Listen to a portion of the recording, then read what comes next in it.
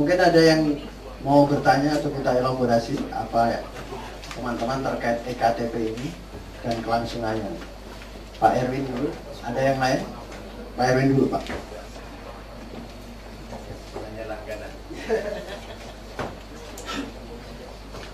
Assalamualaikum warahmatullahi wabarakatuh. Pertanyaan saya singkat Bu untuk Ibu Elsa sebagai pengacara yang berhati nurani. Pertanyaan saya terkait dengan apa yang dikatakan di klaim Ibu kepada Ibu. Nama saya Erwin Saputra dari Sumbawa News. Tadi Ibu mengatakan klaim Ibu telah menyampaikan terkait dengan kasus EKTP itu yang menyangkut Tanmos dengan PNRI. Terus klaim Ibu apa tidak pernah mengatakan bagaimana hubungan antara Tanmos dengan Lumatau itu? Hanya itu aja. Lumatau. Oh. Iya, terima kasih. Kalau klaim saya tidak begitu mengenal dengan Paulus Thanos, ya.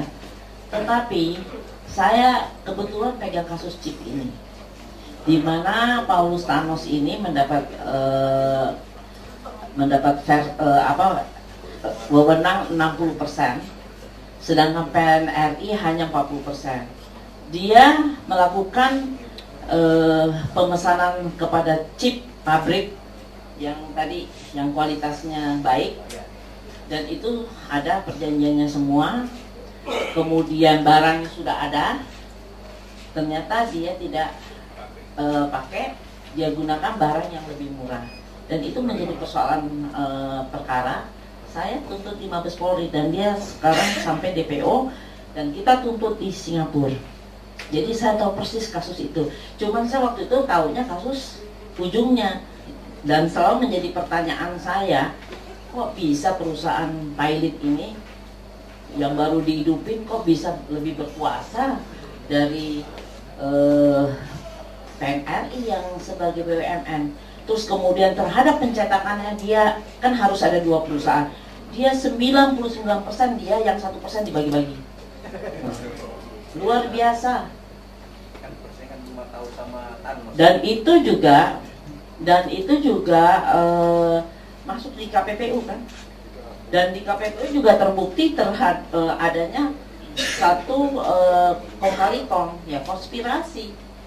Namanya kong kali kong konspirasi adalah sesuatu yang tidak baik, ya, dan itu juga pidana. Tapi kalau pidana uang negara itu namanya korupsi. Itu aja, simpel bagi saya. Dan ternyata Paulus Thanos ini juga pengkhianat juga.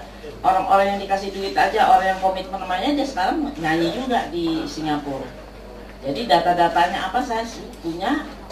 Dan kita juga menggunakan lawyer Singapura untuk menuntut. Jadi ya khusus untuk kasus EKTP, Nazarudin punya ujungnya, kepalanya, kalau saya punya kakinya. Jadi saya pikir bisa dikelopin nantinya dan bisa mempermudah KPK untuk mengungkapkan kasus ini.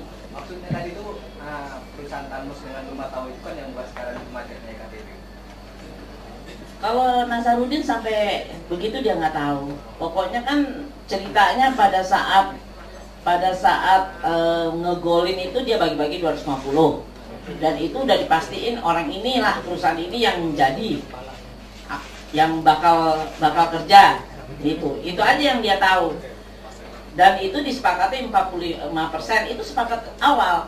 Dan uang yang nanti turun itu setiap turun akan dibagi 45% gitu kepada siapa-siapa sudah ada gitu. Jadi itu yang dia tahu. Tapi namanya perusahaan si A si B dia nggak tahu muka, tapi dia bilang kalau orangnya itu dia akan ingat orang-orang yang hadir dalam rapat-rapat itu. Jadi Anda jangan terkecoh bahwa nggak mungkin orang ngasih duit sebelum proyeknya ada. Memang Hambalang pun ijon juga, keluar dulu 150 miliar, baru kira-kira berapa Mei keluar duit, Desember, jadi 7 bulan kemudian baru proyeknya ada.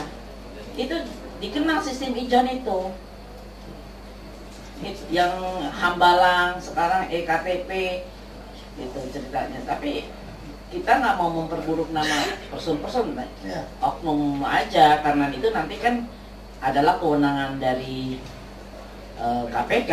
Nanti kan KPK bisa dengan udah KPK sendiri udah punya data, ditambah ceritanya Nazarudin detail waktu pemberian 250 miliar itu.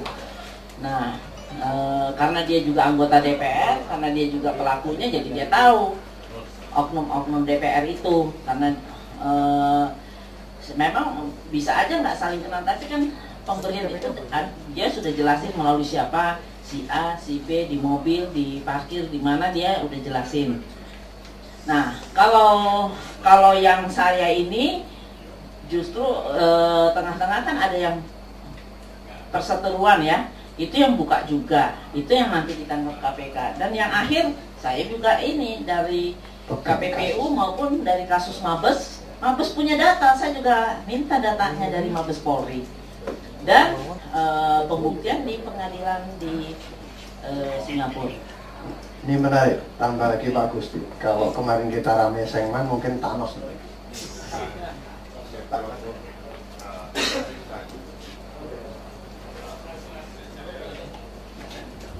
Terima kasih Gusti dari Pembaruan.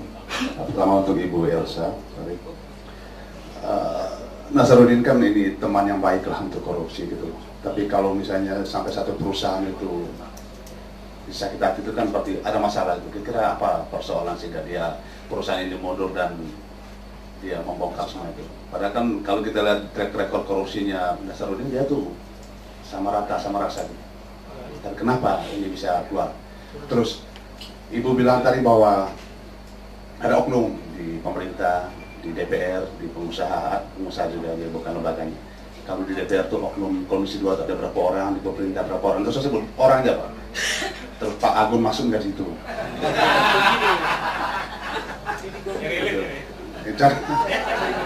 Belum ketua. Karena udah pakai baju Demokrat tadi. Nah untuk Pak Agun sendiri, Pak Agun mendengar data ini gimana Pak Agun? Nanti itu mungkin Pak Agun. Jadi gini nih ya. Jadi satu hal. Saya dengan komitmen Bu Elsa yang tetap memposisikan dirinya sebagai seorang lawyer, saya cukup bangga dan senang. Namun satu hal yang harus juga dipahami oleh Bu Elsa, tidak boleh juga mengabaikan bahwa sesungguhnya dalam rangka pemberantasan tindak pidana korupsi itu juga tidak bisa memposisikan klien Ibu itu sebagai orang yang dibantu, diperjuangkan, dibela, ya. Tapi pada konteks penegakan hukum pemberantasan korupsi totalitas, dia juga menjadi bagian yang boleh dikatakan yang tidak bisa dilepaskan dari fenomena yang terjadi di Republik ini. Itu satu, sepakat itu. Nah oleh karena itu, saya ingin beberapa hal yang ingin kami sampaikan.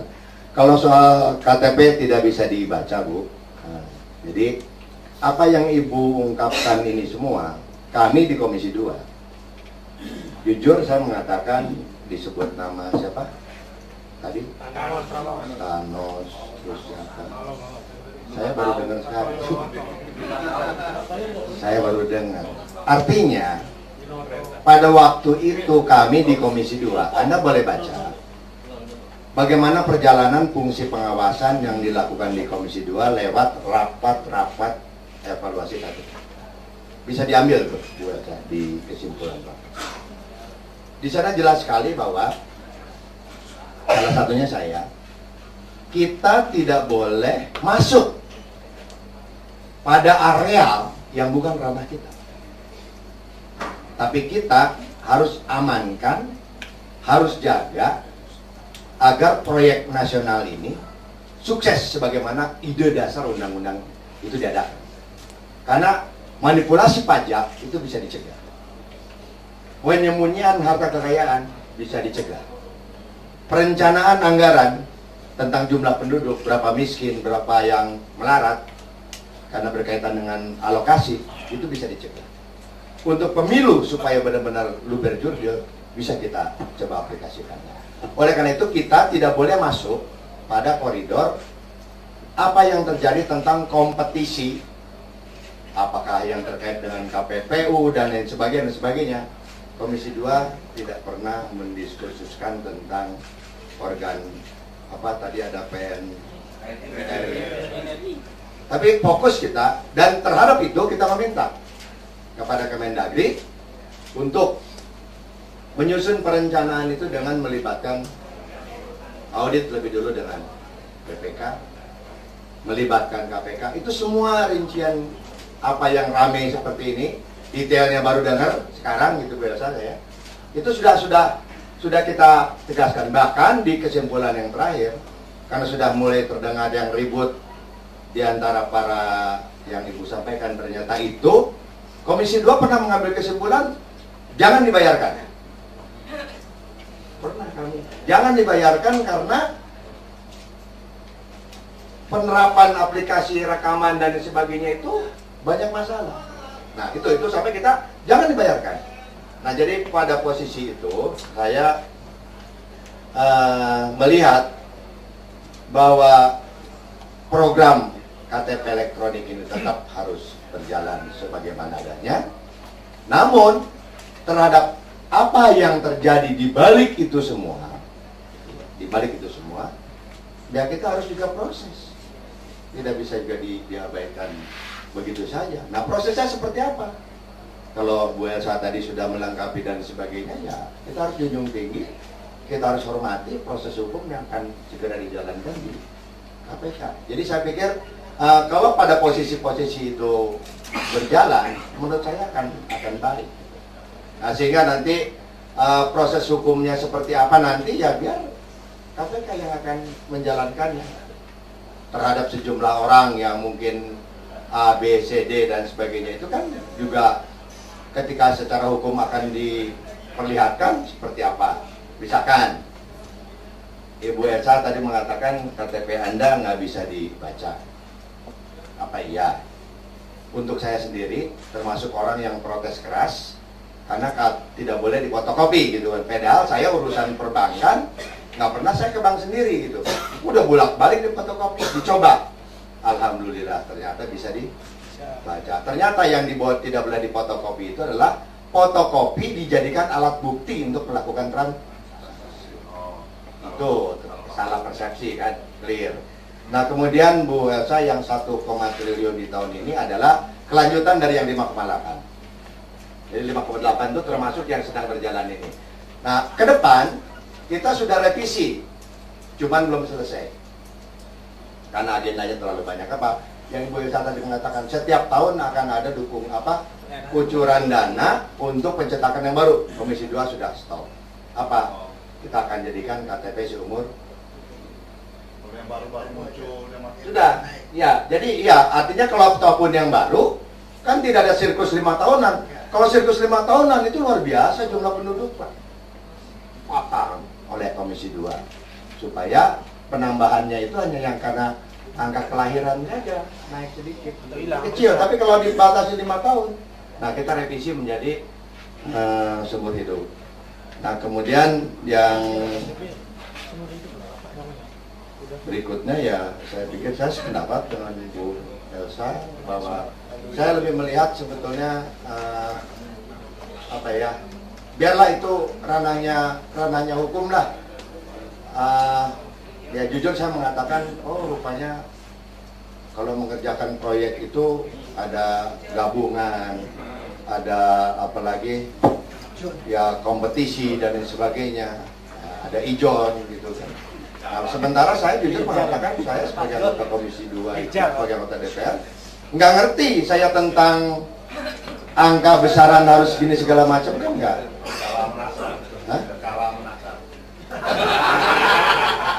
Saya kira mungkin itu.